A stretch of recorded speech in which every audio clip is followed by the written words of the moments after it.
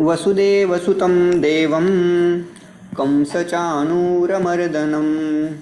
देवकी परमानन्दं कृष्णं वन्दे जगद्गुरुं कृष्णं वन्दे जगद्गुरुं। यमी योगशास्त्राचा योग संप्रदाय हा एक विषय आहे आणि त्या विषयामध्ये आपण 6वा अध्याय, गीतेचा 6वा अध्याय पाहिलेला आहे, ज्याच्यात योगविषयक डिटेल्स सगळ्या दिलेल्या आहेत. त्यानंतर आता एकदा स्लाइड शेअर करतो. सगळ्यांना दिसतं ना? ठीक आहे. ह्या 16व्या अध्यायामध्ये आपण दैवी संपत्तीयुक्तवान पुरुषाचे लक्षण तथा आसुरी संपत्वान पुरुषाचे लक्षण पाहणार आहोत. त्यातही भगवान शंकराचार्य इंट्रोडक्शन देत असताना म्हणतात, हा अध्याय कशासाठी सुरुवात करतो आहेत आणि त्याचा आपल्याला फायदा काय होणार आहे. दैवी आसुरी राक्षसी इति प्राणीनाम प्रकृतयः. दैवी आणि आसुरी या प्राणीमात्रांच्या 2 प्रकारच्या प्रकृती असतात, त्यांचा स्वभाव असतो. आणि असं वर्णन कुठं आलं तर म्हणतात 9व्या अध्यायात. भगवंताने दैवी संपत्तीचं तत्सच आसुरी संपत्तीचं वर्णन पूर्वीच केलेलं आहे. कुठं केलं? 9व्या अध्यायामध्ये. श्लोक नंबर पाहिलेत तर तुम्हाला लक्षात येईल. 10वा, 11वा, 12वा वगैरे. त्याच्यात म्हणतात की ही संपूर्ण प्रकृती जी आहे ना ती चराचराला उत्पन्न करते आणि त्याचं मेन कॉज, मेन रिझन काय असेल तर मीच आहे. पण अवजानंती माम मूढा हा माम अवजानंती, ते मला जाणत नाहीत, जे मूढ आहेत ते. आणि बाकीचे जे भक्त आहेत ना ते मात्र माझ्या स्वरूपाला जाणतात. अगदी थोड्याशा शब्दात त्यांनी दैवी संपत्तीवान पुरुषाचं वर्णन त्या अध्यायात केलं आणि पुन्हा आसुरी संपत्त जे पुरुष आहेत त्यांचं वर्णन केलं. बरं, तासाम विस्तरेण प्रदर्शनाय, त्या संपत्तीविषयी, दैवी संपत्ती तथा आसुरी संपत्तीविषयी विस्ताराने कथन त्या संपत्तीचं या अध्यायामध्ये केलेलं आहे. कुठल्या श्लोकाने तर म्हणतात अभयम सत्वसंशुद्धी इत्यादी अध्याय आरभ्यते. बरं, कशासाठी सांगतायत? तत्र संसारमोक्षाय दैवी प्रकृती.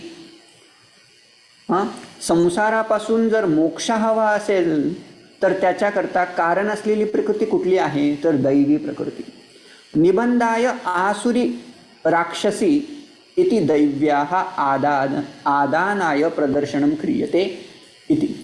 त्याच्यानंतर आसुरी संपत्तीचं वर्णन करतायत. ते आसुरी संपत्तीचं फल काय आहे, काय करते ती तर म्हणतात निबंधाय, ती बंधनाकरता कारण होते. मग म्हणून जी बंधनापासून सोडवते त्या दैवी प्रकृतीचं आदान करायचं आहे, म्हणजे स्वीकार करायचा आहे. म्हणून दोघंही संपत्तीचं वर्णन भगवान या अध्यायामध्ये करतायत. बरं, अध्यायाचा संक्षेप परिचय मी इथं करून देणार आहे.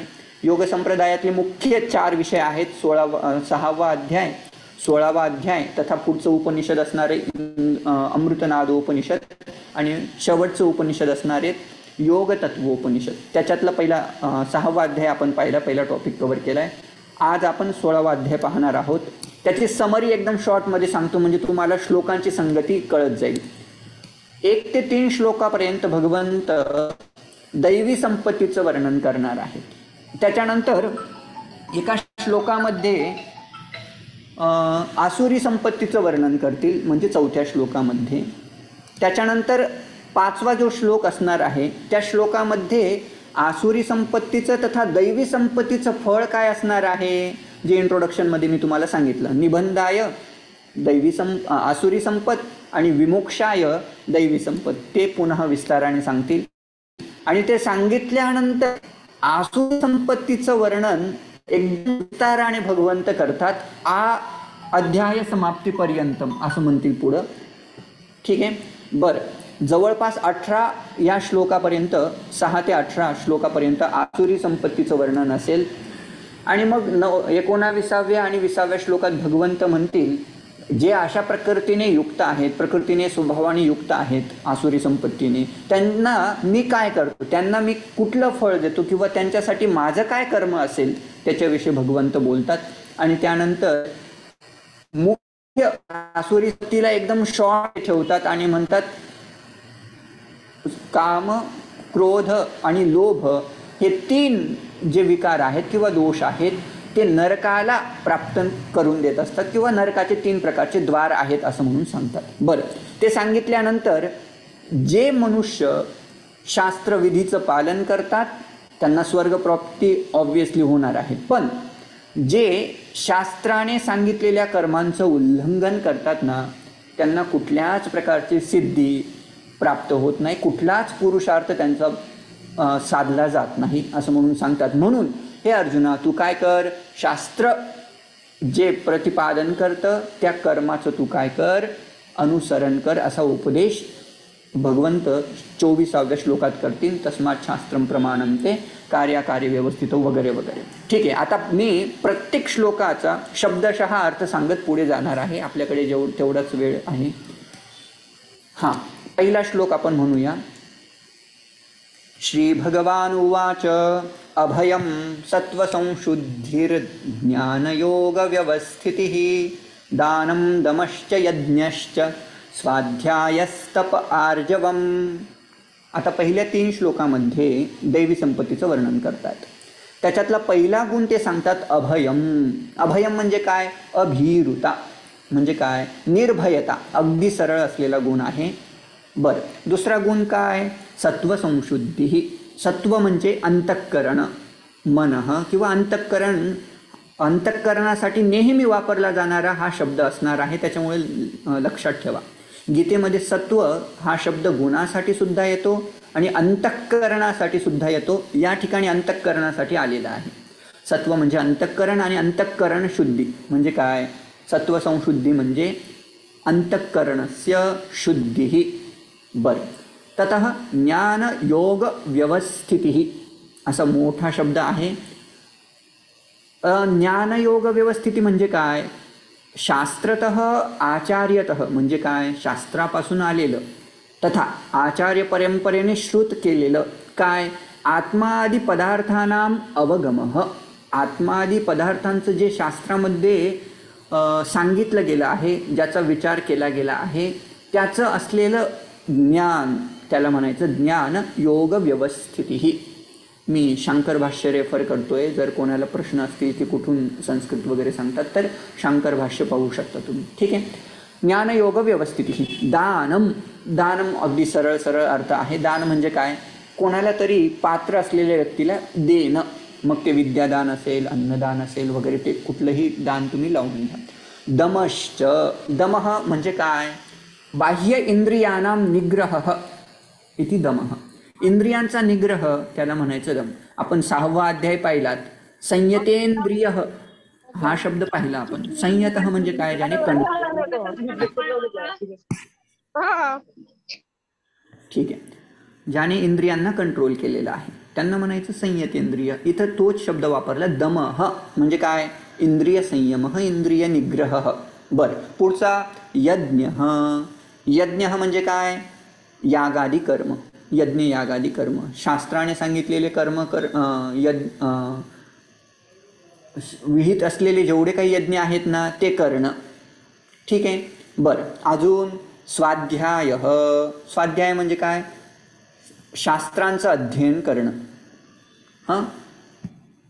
ऋग्वेदादी अध्ययनम अदृष्टार्थम. अदृष्टाच्या म्हणजे पुण्याच्या प्राप्तीकरता ऋग्वेदादिकांचं अध्ययन करणं त्याला काय म्हणायचं, स्वाध्याय. ततः तपः खलु. तपः, तपः नाम किं, शारीरादि वक्षमानम. पुढे चालून तपादिकांविषयी बोलणार आहेत. पण तप काय तर शारीरिक तप, जे 17व्या अध्यायामध्ये तुम्हाला पाहायला मिळणार. 18व्या अध्यायात काही त्याचं पुन्हा विस्तार केलेला असेल, एकदा पहा. आर्जवम. आर्जवम म्हणजे काय, एकदम सरळपणा, मनाचा सरळपणा, रुजुता ज्याला आपण म्हणतो, रुजुत्वम, सर्वदा रुजुत्वम त्याला म्हणायचं आर्जवम. पहिला श्लोक क्लिअर असेल, मी पुढे चालतो. पुन्हा हा दुसरा आहे अहिंसा. अहिंसा म्हणजे काय, अहिंसनम प्राणीनाम पीडावर्जनम म्हणजे काय, कुठल्याही प्राण्याला पीडा न देणं त्याला म्हणायचं अहिंसा. प्राणीनाम अहिंसनम प्राणीमात्रांची हिंसा न करणं त्याला अहिंसा म्हणतात. सत्यम, सत्यम म्हणजे काय, अप्रिय अनृतवर्जितम. ज्या वेळेला बोलायचं त्यावेळेला सत्य बोलायचं, सत्य बोलायचं पुन्हा ते सत्य कसं असलं पाहिजे, प्रिय असलं पाहिजे, असत्याने रहित असलं पाहिजे. त्याचीच व्याख्या करतात शंकराचार्य, म्हणतात यथार्थ यथाभूतार्थ वचनम, जसं आहे ना तसंच सांगणं, त्याच्यात उगच काहीतरी मसाला ॲड करून अनृत म्हणजे खोटं न बोलणं त्याला म्हणायचं सत्यम. अक्रोध म्हणजे काय, त्याची व्याख्या खूप सुंदर केलेली आहे. म्हणतात परैहि आकृष्टस्य अभिहतस्य वा प्राप्तस्य क्रोधस्य उपशमनम. ज्या वेळेला साधना करत असताना क्रोध उत्पादन करण्यासाठी जर कोणी तुम्हाला काहीतरी बोललं किंवा अभिहतस्य म्हणजे काय, कोणी तुमच्यावर प्रहार केला, तुम्हाला मारलं ना, त्यावेळेला अंतःकरणात एक दोष उत्पन्न होतो क्रोध नावाचा.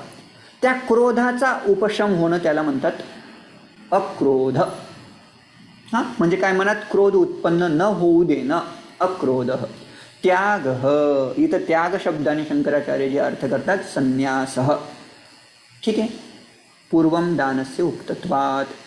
या ठिकाणी त्याग याच्याने दान असा अर्थ न करणं, कारण का दान या शब्दाची व्याख्या त्यांनी पूर्वीच केली, म्हणून या ठिकाणी त्याग शब्द पुन्हा आला. त्याचा अर्थ करताना काय करणार तर संन्यासः इथे.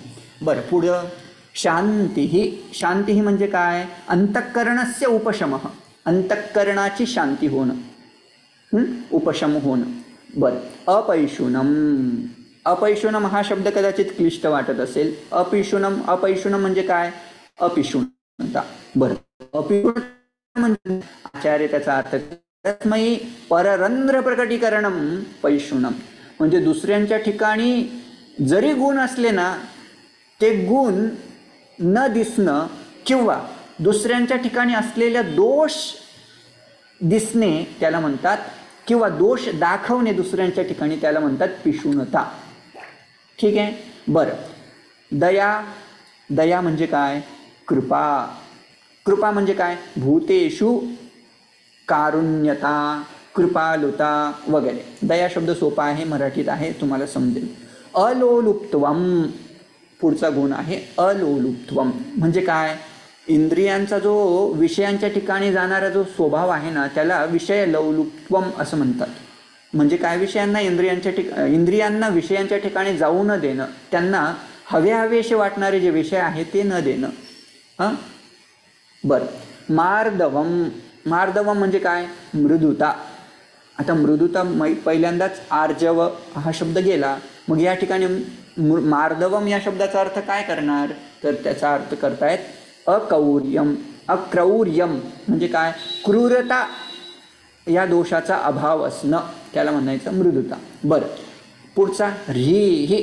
ह्रीही म्हणजे काय, लज्जा. म्हणजे काय, निषिद्ध कर्म करत असताना अंतःकरणामध्ये हा ह्री नावाचा दोष असला पाहिजे. म्हणजे मला लोक काय म्हणतील, जर मी जर खोटं बोललो तर मला लोक काहीतरी म्हणतील. म्हणून तशा प्रकारची असलेली जी लाज, मराठीत आपण त्याला लाज म्हणतो, संस्कृतमध्ये त्याच्यासाठी शब्द आहे ह्री, ती असणं. आणि साधकाच्या ठिकाणी लाज असली पाहिजे, त्याच वेळेला उत्कर्ष त्याचा होऊ शकतो. बरं, अचापलम. अचापलम म्हणजे काय, चपलता नसणं. चपलता म्हणजे काय, अप्रयोजने असती प्रयोजने म्हणजे जर असत असलेलं जे प्रयोजन आहे, असत असलेला जो विषय आहे, त्याच्या ठिकाणी वाक्पाणिपादादीनाम अव्यापार इतृत्वम. असत ज्या गोष्टी आहेत त्या ठिकाणी इंद्रिय न जाणं त्याला अचपलता म्हणायचं. साधक चपल असला पाहिजे, पण तो सद्विषयाविषयी चपल असला पाहिजे, चपळ असला पाहिजे, असं त्याचा अर्थ. बरं, पुढचा तिसरा श्लोक. तेज क्षमा धृती शौचम अद्रोहो नातिमानिता भवन्ति संपदम दैवीम अभिजातस्य भारत. हे भारत, दैवीम अभिजातस्य दैवीम संपदम भवन्ति. एते सर्वेपि दैवीम अभिजातस्य भवन्ति गुणाः. मुख्य वाक्य काय आहे? हे अर्जुना, हे सगळे जे काही गुण मी सांगतो आहेत ना, ते दैवी गुणाने युक्त असलेला जो जन्माला आलेला व्यक्ती आहे त्याचे हे गुण असतात. बरं, कुठले कुठले गुण? पहिल्या दुसऱ्यामध्ये सांगितलेत, पुन्हा तिसऱ्या श्लोकाच्या पहिल्या आणि दुसऱ्या पादामध्ये सांगतात. तेजः. तेजः म्हणजे काय? प्रागल्भ्यम, प्रगल्भता ज्याला आपण म्हणतो. अत्र तेजः या शब्दाने इंद्रियांच्या ठिकाणी असलेले जे दीप्ती आहे, तेजस्विता आहे ते नाही, पण काय? प्रगल्भता म्हणजे काय? प्रौढता, विचारांची प्रौढता असणं, त्याला तेज म्हटलं जातं. बरं, पुढचा क्षमा. हा क्षम्यताम, क्षमा इति शब्द. क्षमा म्हणजे काय? क्षमा करणे. पण कोणाला क्षमा करणं? आकृष्टस्य तथा ताडितस्य वा, म्हणजे ज्याने आपल्यावर कोणी ओरडला, क्रोध प्रदर्शन कोणीतरी आपल्यावर केलं, किंवा ताडितस्य, जर कोणी आपल्याला ताडण करत असेल ना, त्यांच्याविषयी अंतः विक्रिया अनुत्पत्तीही, म्हणजे आपल्या ठिकाणी कुठल्याही प्रकारचा विकार उत्पन्न न होणे, त्याला काय म्हणायचं? क्षमा. बरं, विकारांची उत्पत्ती होते. जर कोणी आपल्याला मारलं, जर आपल्याला कोणी ओरडलं, तर आपल्यामध्ये काहीतरी क्रोध नावाचा दोष उत्पन्न होतो. बरं, उत्पन्नायाम विक्रियायाम उपशमनम अक्रोधः. जर असा क्रोध आपल्या अंतःकरणात उत्पन्न होत असेल, मनामध्ये उत्पन्न होत असेल, त्याचा काय करणं? उपशम करणं, त्याला म्हणायचं क्षमा. ठीक आहे. बरं, धृतिही. धृतिही म्हणजे काय? देहेंद्रियेषु अवसादम प्राप्तेषु तस्य प्रतिषेधकः. काय होतं? अधिक काम केलं की आपलं शरीर थकतं आणि आपली इंद्रियसुद्धा थकतात. ज्या वेळेला इंद्रिय आणि शरीर थकलं, त्यांना प्रेरणा देणारा जो गुण असतो किंवा त्यांना प्रेरित करण्याची जी अंतःकरणाची वृत्ती, त्याला काय म्हणायचं? धृती. म्हणजे काय? धैर्य. ज्या वेळेला शरीरात क्लांतता अनुभवास येते, त्यावेळेला त्या शरीराला कार्यामध्ये प्रवृत्त करण्यासाठी किंवा इंद्रियांना कार्यामध्ये प्रवृत्त करण्यासाठी जी अंतःकरणाची वृत्ती मदत करत असते ना, त्या अंतःकरणाच्या वृत्तीला धैर्य किंवा धृती असं म्हटलं जातं, अकॉर्डिंग टू शंकराचार्यजी. ठीक आहे, पुढे शौचम. शौचम म्हणजे शुद्धता. शुद्धता दोन प्रकारची असते. कुठली? बाह्य शुद्धता म्हणजे शारीरिक शुद्धता, आणि अंतर्शुद्धता म्हणजे काय? मन आणि बुद्धी यांच्या ठिकाणी असलेलं शुद्धत्व. दोन प्रकारचे असते, बाहेर शरीराची सुद्धा आणि मन आणि बुद्धीची सुद्धा. बरं, अद्रोह. द्रोह म्हणजे द्रोह करणे, हिंसा करणे. अद्रोह म्हणजे काय? दुसऱ्यांची हिंसा करण्याची जी प्रवृत्ती आहे ना, तिच्यापासून परावृत्त झालेला अद्रोह. नातिमानिता. अतिमानिता म्हणजे काय? अत्यंतिक मान असणं किंवा अभिमान असणं. न अतिमानिता, ज्याच्या ठिकाणी अत्यंतिक अभिमान नाहीये, त्याला म्हणायचं न अतिमानिता. नातिमानिता संधी झालाय. बरं, त्याच्यानंतर शेवटची ओळ आहे भवन्ति. एते सर्वेपि गुणाः भवन्ति. कस्य भवन्ति? अभिजातस्य. कीदृक् अभिजातस्य? दैवीं संपत्तिम अभिजातस्य. जो दैवी संपत्तीने युक्त आहे त्याच्या ठिकाणी हे सगळे गुण असतात, असा सरळ सरळ. दैवी संपत्तीचं वर्णन. आता पुढं आहे आसुरी संपत्तीचं वर्णन. त्याच्यासाठी एकच श्लोक आहे. पहिला आहे दंभो दर्पोभिमानश्च क्रोधपारुष्यमेव च अज्ञानं चाभिजातस्य पार्थ संपदमासुरीं. हे पार्थ, अभिजातस्य आसुरीं संपदम अभिजातस्य इमे गुणाः भवन्ति असं लावून घ्यायचं. येते सर्वेपि गुणाः भवन्ति. हे सगळे गुण असतात. कोणाचे असतात? आसुरीं संपत अभिजातस्य. आसुरी संपत्तीने युक्त असलेला किंवा जन्माला आलेला जो आहे त्याच्या ठिकाणी हे सगळे गुण असतात. गुण नाही म्हणता येणार, दोष असतात. कुठला कुठला? दंभः. दंभः म्हणजे काय? धर्मध्वजित्व. अत्यंत दांभिक असणं. दंभ ज्याच्या ठिकाणी आहे तो. बरं, दर्पः दर्पः नाम किं? विद्याधन स्वजनादि निमित्तक उत्सेकः. दर्पः हा मराठी शब्द आहे त्याच्यामुळे सहज कळेल. दर्पः म्हणजे दर्पता, अत्यंत त्याला काय म्हणायचा, अभिमानासारखा एक दोष असणं. अतिमानः ज्याच्यासाठी पूर्वी एक शब्द वापरला गेला. बरं, अभिमानः किंवा अतिमानः हा सुद्धा काय आहे? दोष आहे. आणि दैवी संपत्तीने जो युक्त असतो ना त्याच्या ठिकाणी नातिमानिता, त्याच्या ठिकाणी हा अत्यंत अभिमान किंवा अतिमान नसतो. बरं, क्रोधः क्रोधः पारुष्यः पारुष्यवचनम. क्रोध तुम्हाला माहीत आहे, त्याचा काही वेगळा अर्थ करण्याची गरज नाही. क्रोध म्हणजे कोप. पारुष्यम म्हणजे काय? परुषवचनम, अतिशय कठोर बोलणं, त्याला म्हणायचं पारुष्यम. बरं, ज्याचं उदाहरणसुद्धा शंकराचार्यजी देतात, जर तुम्हाला वेळ मिळाला तर नक्की पहा. पुढचं अज्ञानम. अज्ञानम म्हणजे काय? अविवेक ज्ञानम, ज्याच्या ठिकाणी विवेक ज्ञान नाही आहे त्याला म्हणायचं. कर्तव्य काय, अकर्तव्य काय, सत्य काय, असत्य काय, धर्म काय, अधर्म काय, याच्याविषयी विवेकबुद्धी नसणं त्याला म्हणायचं अज्ञान. आणि दुसरा अध्याय जर पाहिला तर अर्जुनसुद्धा म्हणतो की हे भगवान, मला अहम धर्मसम्मूढ चेताः, म्हणजे काय? माझं चेतस, माझं अंतःकरण धर्माविषयी मूढ झालेलं आहे. धर्म काय, अधर्म काय याला मी जाणू शकत नाही. असम्मूढ चेताः अहम. आणि म्हणतात की नंतर अर्जुन म्हणतो की मी तुम्हाला शरण आलो आहे आणि म्हणून मला यच्छ्रेयः स्यात् निश्चितं मे ब्रूहि, जे श्रेयस्कर माझ्यासाठी आहे ना तन्मे ब्रूहि, ते मला सांग वगैरे वगैरे. बरं, अज्ञान म्हणजे काय? धर्माधर्म विवेक वगैरे नसणं, अविवेक. हे सगळे गुण कोणाचे असतात? दैवी आसुरी संपत्तीने जो युक्त असतो त्याचे. आता जो पुढचा श्लोक येणार आहे ना त्या श्लोकामध्ये दैवी संपत्तीचे तथा आसुरी संपत्तीचे जे फळ आहे ना ते सांगतायत. चला पुढचा श्लोक. दैवी संपद्विमोक्षाय निबंधायासुरी मता मा शुचः संपदं दैवीम अभिजातोसि पांडव. हे पांडव, दैवी संपत विमोक्षाय भवती.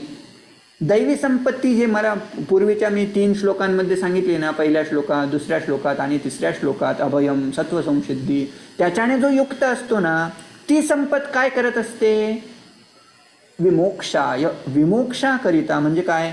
मुक्तीकरिता, मोक्षाकरिता कारणीभूत होते. जो दैवी संपत्तीने युक्त आहे त्याला मोक्ष मिळतो. बरं, आणि व्हॉट अबाउट आसुरी संपत?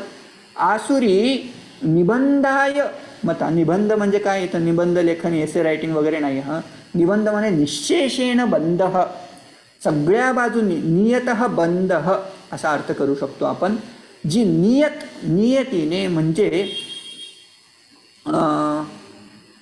तिचा परिहार करू शकत नाही आपण, नित्याने जी काय करेल बंधनास कारणीभूत होईल अशी संपत्ती कुठली? आसुरी संपत्ती. आणि मग पुढे म्हणतात मा शुचः संपदम दैवीम अभिजातोसि पांडवः. जो दैवी संपत्ती, तू पांडवा, हे अर्जुना, तू कसा आहेस?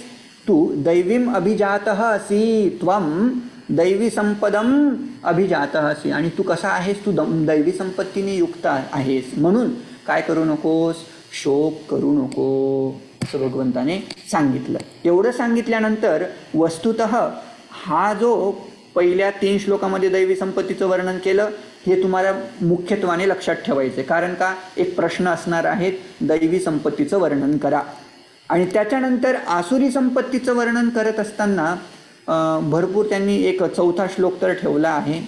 तो एक प्रश्न असेल, आसुरी संपत्तीचं वर्णन करा. श्लोक 4था आणि 6व्यापासून तर 18व्यापर्यंत आसुरी संपत्तीचं वर्णन आहे.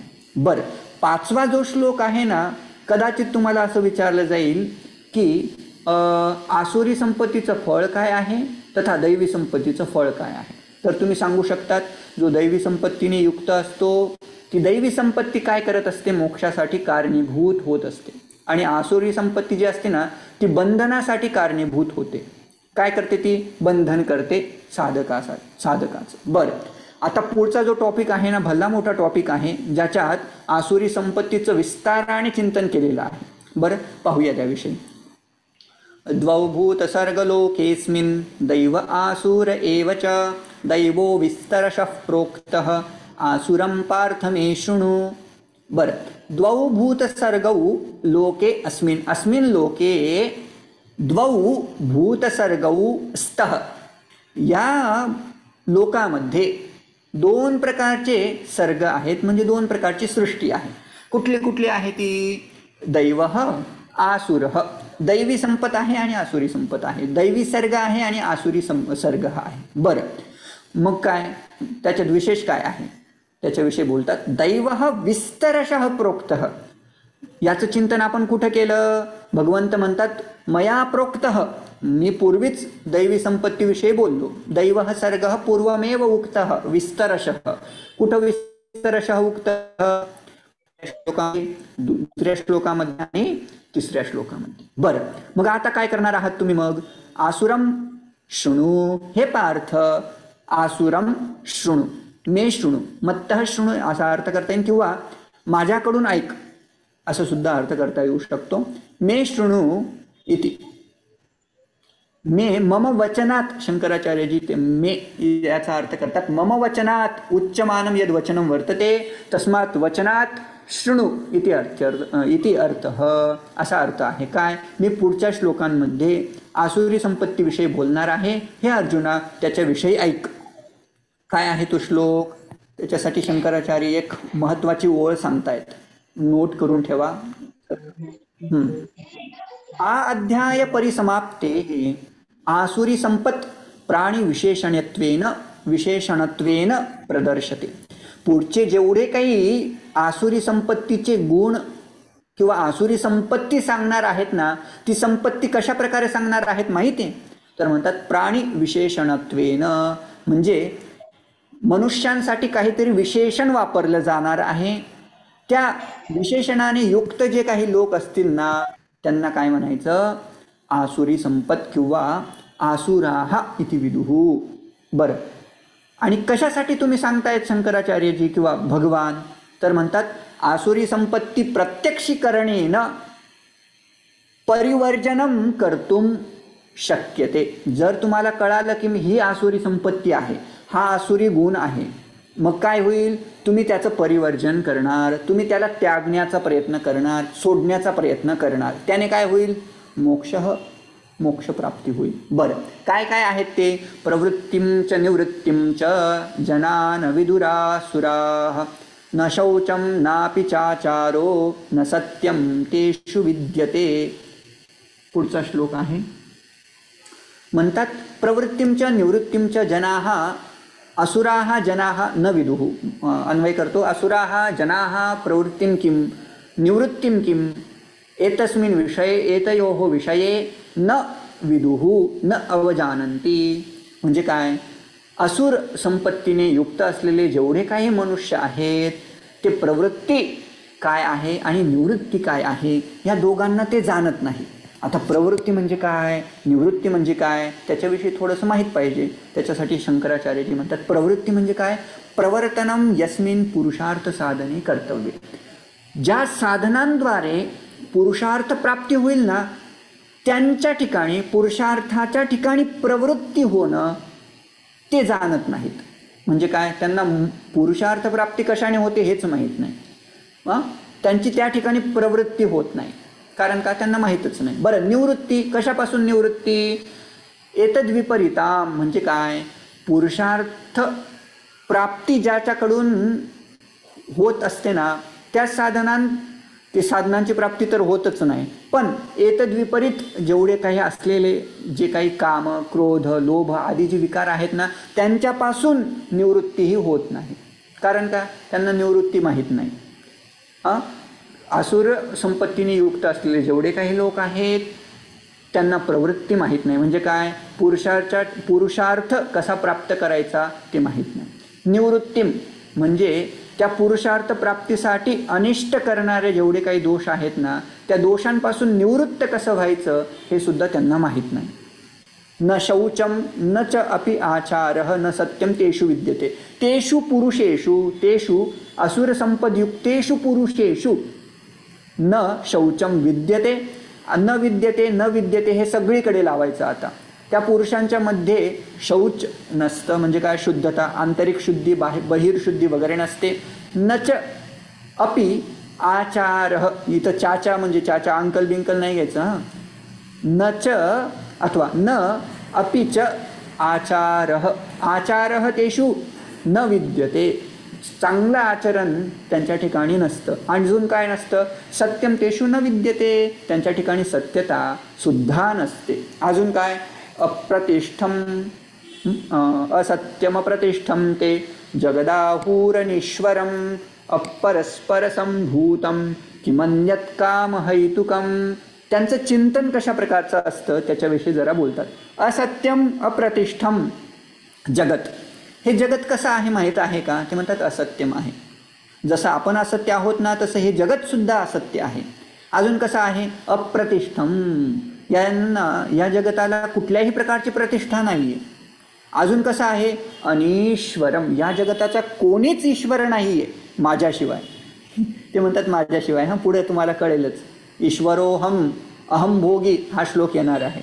माझ्याशिवाय या जगताचा कोणीच ईश्वर नाही आहे. म्हणजे काय, हे जगत ईश्वराने युक्त नाही आहे. आणि जर कोणी ईश्वर असेलच, तो ईश्वर कोण आहे, मी आहे, मी. बघा ठीक आहे. बरं मग ईश्वरच नाही आहे तर या जगताची उत्पत्ती कशी झाली त्याच्याविषयी बोलतात. अपरस्पर संभूतम किमन्यत् कामहैतुकम. अपरस्पर संभूतम म्हणजे काय, या जगताच्या उत्पत्ती करता कारण काय आहे, कामहैतुकम. काम नावाचा जो प्रत्येक मनुष्याच्या ठिकाणी किंवा प्राणीमात्राच्या ठिकाणी एक विकार सांगितलेला असतो, त्या विकारानेच संपूर्ण जगत उत्पन्न झालं. शंकराचार्यजी यांच्याविषयी बोलतात अपरस्पर संभूत विषयी. अपरस्पर संभूतम म्हणजे काय, कामप्रयुक्तयोः स्त्री पुरुषयोः अन्योन्य संयोगात जगतः सर्वं संभूतम. संपूर्ण जगत कसं उत्पन्न झालं, स्त्री आणि पुरुष यांच्या ठिकाणी असणारा जो काम, त्या कामामुळे, तो काम ज्यांचा हेतू आहे त्याच्यामुळे काय होतं, अन्योन्य संयोगात जगतः उत्पत्ती भवती. बरं ठीक आहे. असं त्यांनी सांगितलं. या जगताच्या उत्पत्तीकरता जर कोण कारण असेल तर म्हणतात काम आहे, ईश्वर नाही आहे. हे जगत ईश्वराने युक्त नाही आहे. ऑब्व्हियसली ही फिलॉसॉफी तुम्ही याविषयी यापूर्वी अध्ययन केलेलं असेल. चारवाक जे असतात ना, ते म्हणतात या जगताचा कोणीच ईश्वर नाही आहे. तुम्हाला त्याची आयडिया असेल. ठीक आहे. पुढचं अजून काय श्लोक त्यांच्याविषयी आसुरी संपत्तीचं पुढं वर्णन कंटिन्यू होत आहे. एताम दृष्टिमवष्टभ्य नष्टात्मानोल्पबुद्धयः प्रभवन्त्युग्रकर्माणः क्षयाय जगतो हिताः. एताम दृष्टीम अवष्टभ्य, अशा प्रकारचं ज्यांचं चिंतन असतं, दृष्टीचा अर्थ करायचा विचार किंवा चिंतन. अवष्टभ्य, अवष्टभ्य म्हणजे अशा चिंतनाचा आश्रय करून. नष्टा आत्मानः म्हणजे काय, ज्यांचा आत्मा नष्ट झालेला, म्हणजे काय, नष्ट स्वभावाः. ज्यांची बुद्धी भ्रष्ट झालेली आहे ना, त्यांना नष्ट स्वभाव म्हणायचं. बरं अजून कसे आहेत ते, अल्पबुद्धयः. विषया अल्पा एव बुद्धिः येषां ते अल्पबुद्धयः. विषयांच्याच ठिकाणी ज्यांची बुद्धी असते, परमात्म्याच्या ठिकाणी ज्यांची बुद्धी नसते, त्या लोकांना काय म्हणायचं, अल्पबुद्धयः. बरं, आणि असे असणारे जेवढे काही आसुरी संपत्तीचे लोक असतात ना, ते काय करतात, प्रभवंती उग्रकर्माणः. ते काय करायला लागतात, अतिशय उग्र कर्म. उग्र कर्म म्हणजे क्रूर कर्म करायला लागतात. क्रूर कर्मामध्ये त्यांची प्रवृत्ती होते. प्रभवंती ते समर्थाः भवन्ति इति अर्थः. आणि त्याच्यामुळे काय, त्यांच्या उग्र कर्मामुळे काय होतं, क्षयाय जगतः अहिताः. ते अहिताः शत्रवः जगतः क्षयाय प्रभवन्ति. तेच पुरुष, आसुरी संपत्तीने युक्त असलेले जे पुरुष आहेत, ते जगताच्या क्षयासाठी कारणीभूत होतात. बरं अजून काय त्यांच्याविषयी काय विशेष काय आहे, काममाश्रित्य दुष्पूरम धम्बमानमदान्विताः मोहाद् गृहीत्वा सद्ग्राहान् प्रवर्तन्ते अशुचिव्रताः. अशुचिव्रताः असं त्याचा वस्तूचा अर्थ आहे. कामम आश्रित्य काम म्हणजे काय, त्यांच्या ठिकाणी असलेला जो काम किंवा इच्छा. बरं तो काम कसा आहे, दुष्पूरम, ज्यांची पूर्तताच करता येऊ शकत नाही असा असलेला काम, कामना. बरं त्याचा आश्रय करून ते कसे असतात, दंभ मान मद अन्विताः. अन्वित म्हणजे युक्त असणे, कशा कशाने, दंभ मान म्हणजे अहंकार, अन्विताः असे असलेले जे पुरुष आहेत ना ते काय करतात, प्रवर्तन्ते अशुचिव्रताः. अशुची म्हणजे अशुची नावाचे जेवढे काही व्रत आहेत, व्रतांचं पालन करत नाही. जर व्रतांचं पालन करायचंच झालं ते कुठल्या प्रकारच्या व्रतांचं पालन करतील, जे पूर्वी अशुची आहेत, अशुची व्रत आहेत त्यांचं पालन करतात, त्यांचा आश्रय करतात. कसं होऊन, मोहात गृहीत्वा असद्ग्रहान. असद्ग्राह म्हणजे काय, असिद्ध असलेले सिद्धांत, असद असलेले सिद्धांत, जे योग्य नाहीत अशा प्रकारचे सिद्धांत म्हणजे काय, वाईट कर्मांचं ग्रहण करून ते काय करतात, अशुची नावाच्या व्रतामध्ये प्रवृत्त होतात. अजून काय करतात ते, पुढचा श्लोक, चिंतामपरिमेयांच प्रलयांतामुपाश्रिताः कामोपभोगपरमा एतावदिति निश्चिताः. चिंताम अपरिमेयाम, परिमेयम म्हणजे जी मोजल्या जाऊ शकते.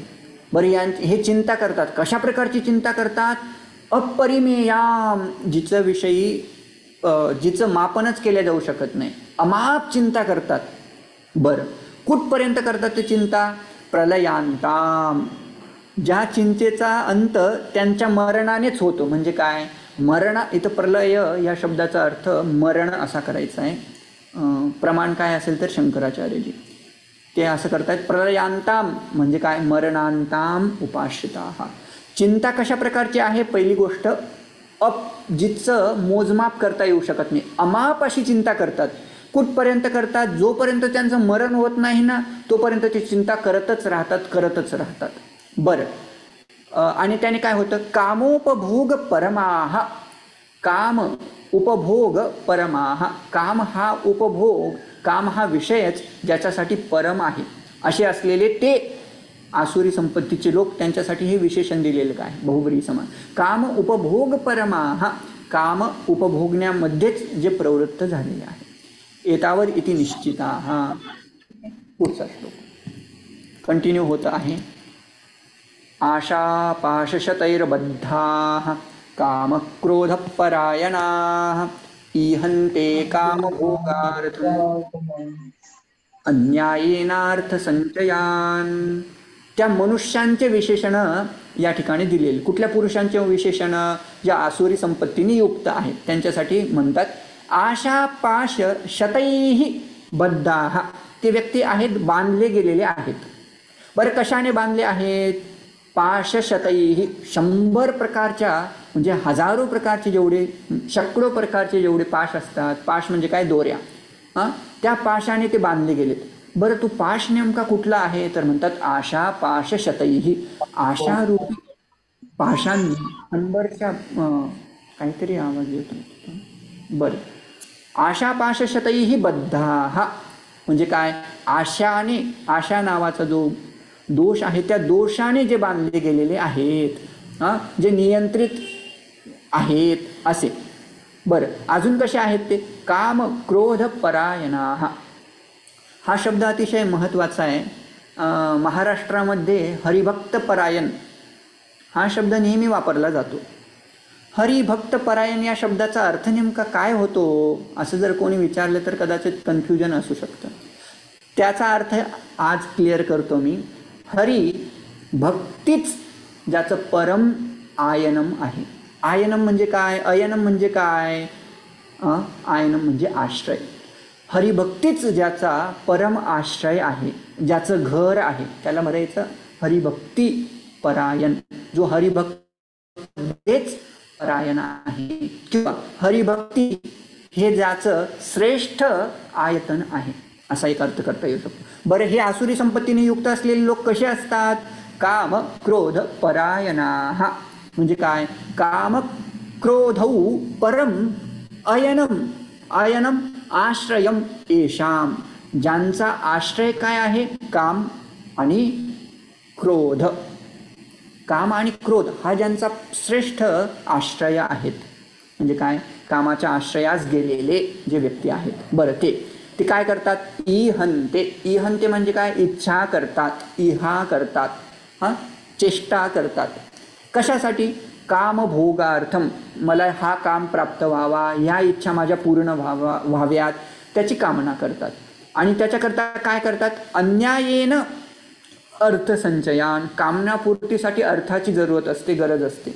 बरं, त्यांना अर्थप्राप्ती करायची असेल, संपत्ती प्राप्ती करायची असेल, कशी करतात, न्यायमार्गाने करतात का, न, अन्यायेन, म्हणजे न्यायमार्गाचं अनुसरण करत नाही, अन्याय मार्गाने ते काय करतात, कामभोगार्थम इहंते. बरं, मग काय होतं पुढं, ईदृशः तेषाम अभिप्राय, त्यांचा अभिप्राय काय असतो त्याच्याविषयी जरा बोलतायत. ते कसे बोलतात, कसं वर्तन असतं त्यांचं, त्याच्याविषयी बोलतात. इदम अद्य मया लब्धम इमं प्राप्स्य मनोरथम इदमस्तिदमपि मे भविष्यति पुनर्धनम इदम अद्य मया लब्धम, अद्य इमं मया लब्धम, आज मला हे प्राप्त झालेलं आहे, हा विषय मला प्राप्त झाला.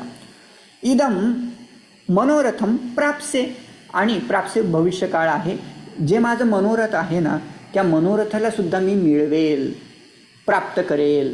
बरं, इदम अस्ति, हे माझ्याजवळ आहे, इदम अस्ति मे, हे माझ्याजवळ आहे. आणि भविष्यती पुनः धनम, आणि जेवढं धन आहे ना त्याच्यापेक्षा अधिक धन माझ्याकडे असणार, असा. बरं, अजून काय म्हणतात ते, पुढचा श्लोक, असौ मया हतः शत्रुः हनिष्ये परानपि ईश्वरोऽहम् अहं भोगी, ईश्वरोऽहमहं भोगी सिद्धोऽहं बलवान सुखी. असौ मया हतः शत्रुः, या शत्रूला मी मारलेला आहे. हनिष्येच अपरानपि, बाकीच्या लोकांना सुद्धा मी मारून टाकेल,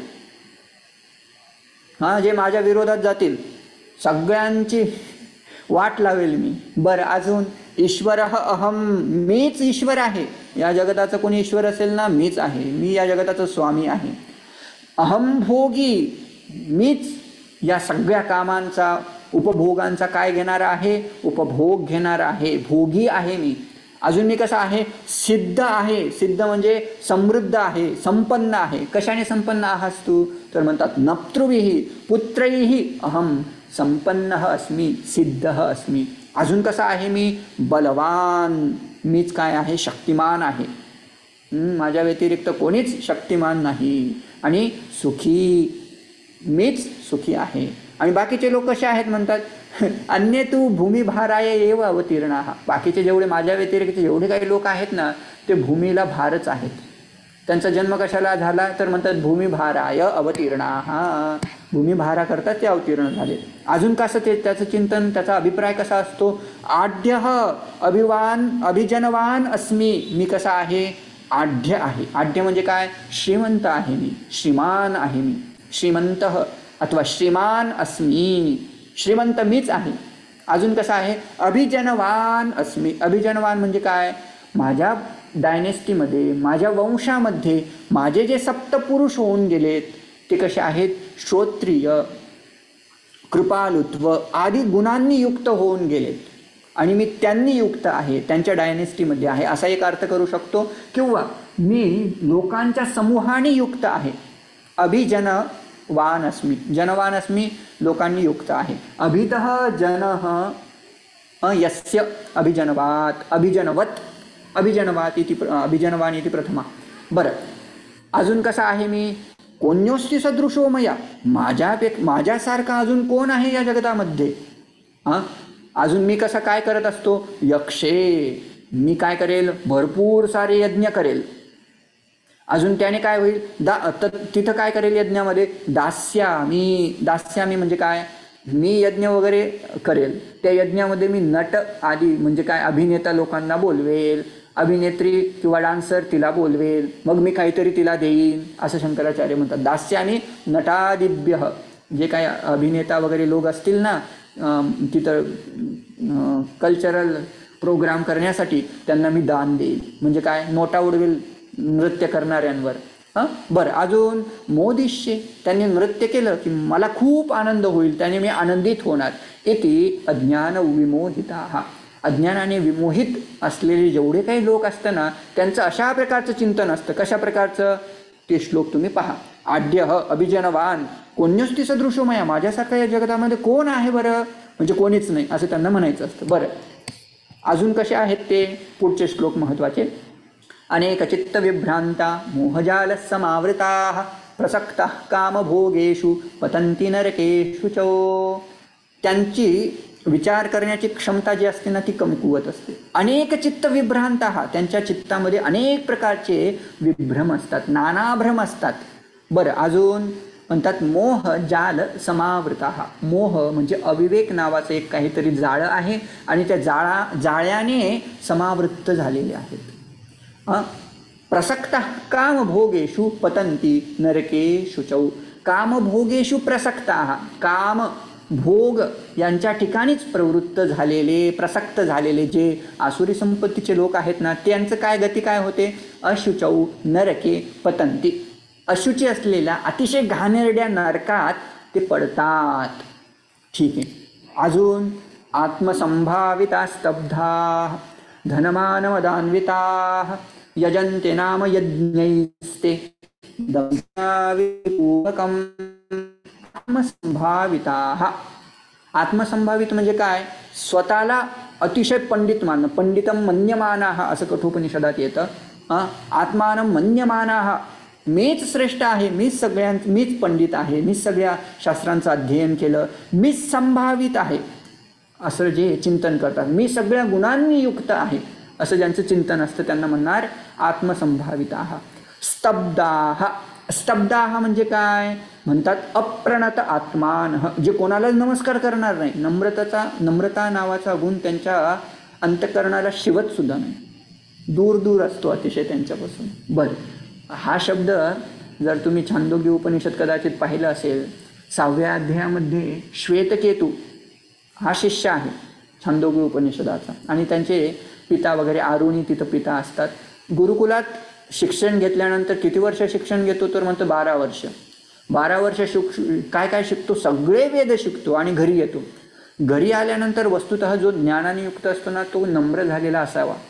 पण हा श्वेतकेतू घरी आला, कसा होता तो? स्तब्ध, अनुचान मानी, जो अतिशय स्वतःला एकदम विद्वान समजायला लागला. आणि अप्रणत स्वभाव म्हणजे काय? त्याने आपल्या पित्याला सुद्धा नमस्कार केला नाही असा होता तो. त्याच्यासाठी शब्द आला स्तब्धाः आणि त्याची व्याख्या शंकराचार्य तिथंही सेम करतात आणि इथंही सेम करतात. अप्रणत आत्मानः म्हणजे काय? जे कोणाला नमस्कारच करत नाही. अजून कशा असतात? धन मान मद अन्विताः, धनाचा जो मान असतो ना त्या मानाने तथा मदाने जो युक्त आहे, धनाच्या मानाने तथा मदाने जे युक्त असतात त्यांना म्हणायचं धनमान मदान्विताः.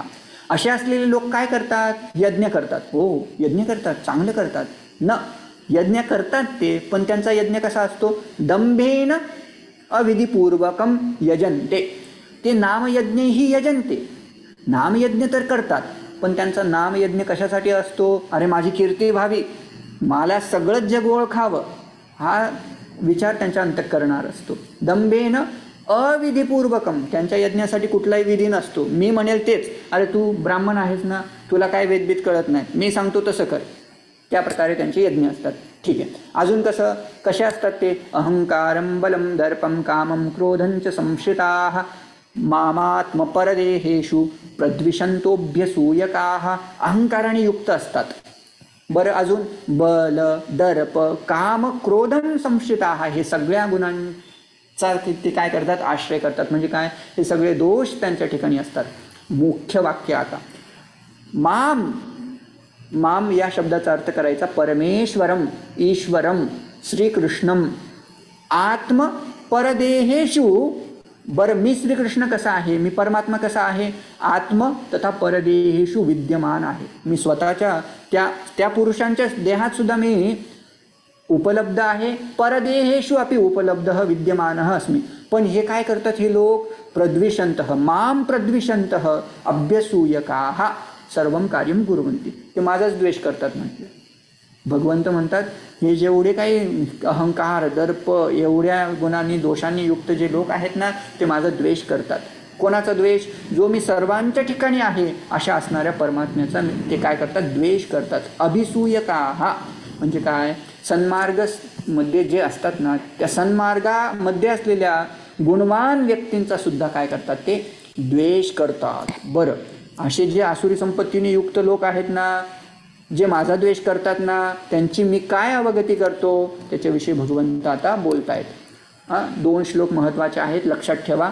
आसुरी संपत्तीने युक्त जे लोक आहेत त्यांच्याविषयी भगवंताचा भाव कसा असतो?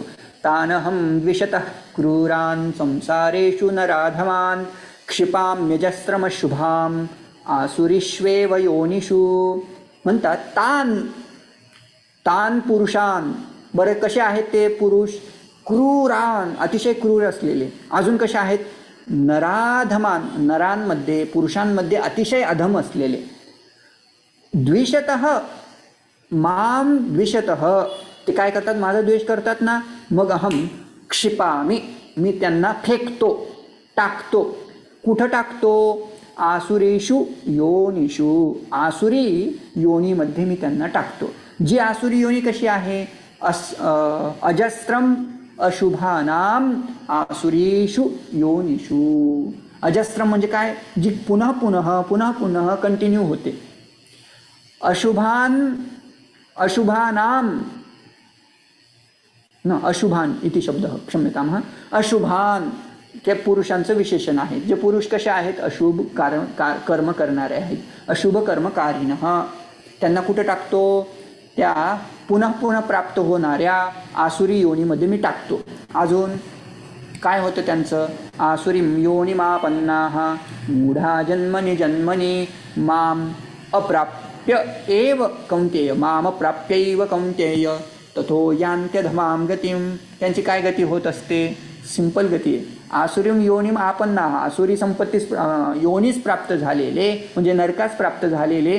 मूढाः जन्मनी जन्मनी अधमां गतिम यान्ति. प्रत्येक जन्मामध्ये ते कुठल्या त्यांचा जो काही जन्म झाला ना त्या जन्माच्या अंती अधमां गतिम यान्ति, अधम गतीलाच प्राप्त होतात. म्हणजे काय? त्यांचा उद्धारच नाही आहे. कारण का? माम अप्राप्य, ते मला प्राप्तच होत नाही. कारण का? माझा द्वेष करतात, मग मला कसे प्राप्त होतील? बरोबर ना.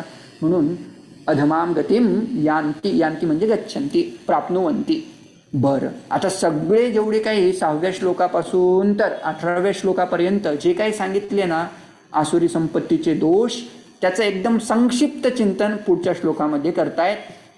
त्याच्यासाठी शंकराचार्य लिहितात सर्वस्याः आसुर्याः संपदः संक्षेपः अयम उच्यते. आता सगळ्या आसुरी संपत्तीचा संक्षेपमध्ये सांगतात. काय? यस्मिन् त्रिविधे सर्वः आसुरी संपद्भेदः अंततोपि अंतर्भवती. ज्याच्यामध्ये हा त्रिविध जे काही नरकात इन्क्लूड केले जातील. यारेन परिहृतः भवति. जर त्यांना त्यागलं 3 गुणांना तर काय होतं? स्वतःचा उद्धार होतो. म्हणून यत मूलम सर्वस्य अनर्थस्य तत्त्याज्यम. जे सगळ्या अनर्थांचं मूल आहे ना त्यांचा त्याग केला पाहिजे. मग कुठल्या अनर्थांचा त्याग केला पाहिजे त्याच्याविषयी सांगतात. त्रिविधम नरकस्येदम द्वारम नाशनमात्मनः कामः क्रोधस्तथा लोभः तस्मात् एतत्त्रयं त्यजेत. त्यामुळे या तिघांचा त्याग करावा. कुठल्या तिघांचा? काम, क्रोध, लोभ. बरं, यांचा त्याग का करावा? त्रिविधम नरकस्य इदम द्वारम. हे काय आहेत? हे 3ही नरकाला नेण्यासाठी द्वार आहेत. मग त्याने माझं काय? आत्मनः नाशनः, आत्मनः नाशनम. जीवात्म्याचा नाश करण्याकरिता हे 3 दार त्याचे असतात नरकाला जाण्यासाठी. म्हणून त्यांचा काय करावा? त्याग करावा. त्याग जो करतो ना त्या व्यक्तीची स्तुती अजून आता करतायत. एतैर्विमुक्तः कौन्तेय तमोद्वारैस्त्रिभिर्नरः आचरत्यात्मनश्रेयः ततो याति परां गतिम. एतैहि विमुक्तः, या त्रिविध गुणांनी जो मुक्त झालेला आहे हे अर्जुना, हे कौंतेय, जो या तमोद्वारैहि त्रिभिः तमोद्वारैहि विमुक्तः, या 3 द्वारांपासून जो मुक्त झालेला नर आहे सह श्रेयः याति अथवा परां गतिं याति. सह श्रेयः आचरति, सह आत्मनः श्रेयः आचरति, तो काय करतो, श्रेय मार्गाचं अनुसरण करतो आणि सह अंते परमां गतिं याति, परम असलेल्या गतीस म्हणजे मोक्ष स्वरूपास प्राप्त होतो. ओके, पुढचा श्लोक आता. सर्वस्य एतस्य आसुरी संपत् परिवर्जनस्य श्रेयः आचरणस्य च शास्त्रं कारणं. जर आसुरी संपत्तीचं परिवर्तन करायचं आणि श्रेष्ठ मार्गाचं अनुसरण करायचं ते कसं करावं, त्याचं प्रमाण काय, प्रमाण शास्त्रप्रमाणात मार्गाने आसुरी संपत्तीचं अनुसरण करता येऊ शकतं. शास्त्र शिकल्यानं शास्त्र शिकल्यानं आसुरी संपत्तीपासून दूर आसुरी संपत्तीचं ज्ञान करू शकतं.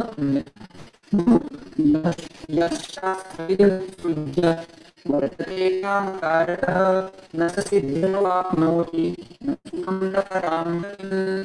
शास्त्रविधिनुसार जो व्यक्ती शास्त्रविधी कर्माचा त्याग करतो, वर्तते कामकारतः त्याची जशी इच्छा असेल तसं तो जर अनुवर्तन करत असेल तर तो पुरुष न सिद्धिम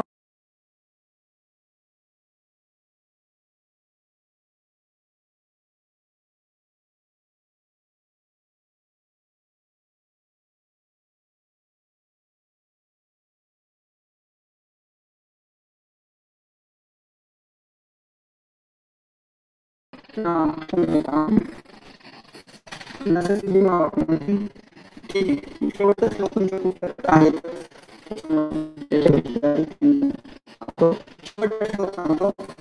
शास्त्रं प्रमाणन्ते याकाले वत्सो ज्ञात्वा शास्त्रविधानं कर्तुं यहार्हसि. शास्त्र एव प्रमाणं, शास्त्र प्रमाण काय, अकार्य काय, धर्म काय, अधर्म काय, हे सगळ्यांसाठी काय प्रमाण असेल तर शास्त्र प्रमाण. आणि काय होईल, ज्ञात्वा शास्त्रविधानं उक्तं शास्त्राणे